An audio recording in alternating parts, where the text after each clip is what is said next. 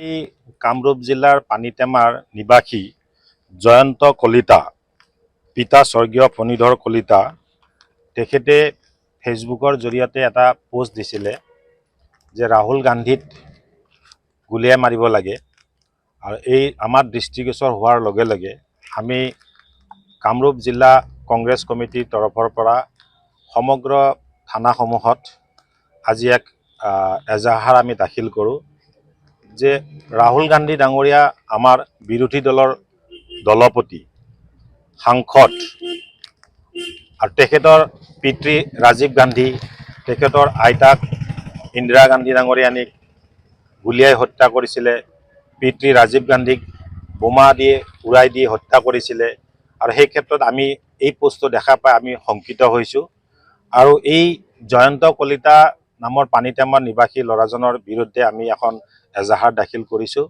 আৰু আমি সন্দেহ কৰিছোঁ হয়তো জয়ন্ত কলিতাও কিবা সংগঠনৰ লগত হয়তো জড়িত থাকিব পাৰে বা তেখেতৰ পিছত আৰু কোনোবা ব্যক্তি থাকিব পাৰে।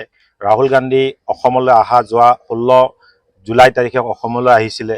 তাৰ পাছতে এনেকুৱা এক পৰিস্থিতিৰ সৃষ্টি হৈছিলে। তাৰ কাৰণে আমি আজি এজাহাৰখন দাখিল কৰিছোঁ।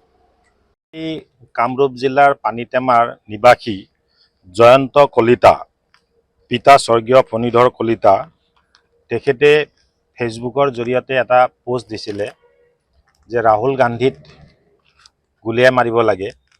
আৰু এই আমাৰ দৃষ্টিগোচৰ হোৱাৰ লগে লগে আমি কামৰূপ জিলা কংগ্ৰেছ কমিটিৰ তৰফৰ পৰা সমগ্ৰ থানাসমূহত আজি এক এজাহাৰ আমি দাখিল কৰোঁ যে ৰাহুল গান্ধী ডাঙৰীয়া আমাৰ বিৰোধী দলৰ দলপতি, সাংসদ আৰু তেখেতৰ পিতৃ ৰাজীৱ গান্ধী, তেখেতৰ আইতাক ইন্দিৰা গান্ধী ডাঙৰীয়ানীক গুলিয়াই হত্যা কৰিছিলে।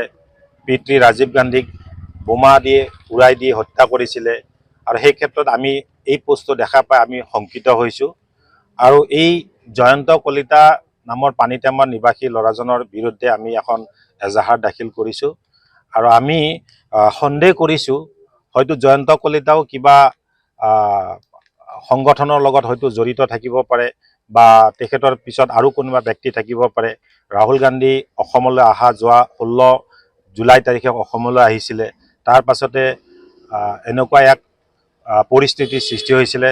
তাৰ কাৰণে আমি আজি এজাহাৰখন দাখিল কৰিছোঁ। যিকোনো খবৰৰ বাবে যোগাযোগ কৰক 7099017330 লগতে 7099017110 নম্বৰত।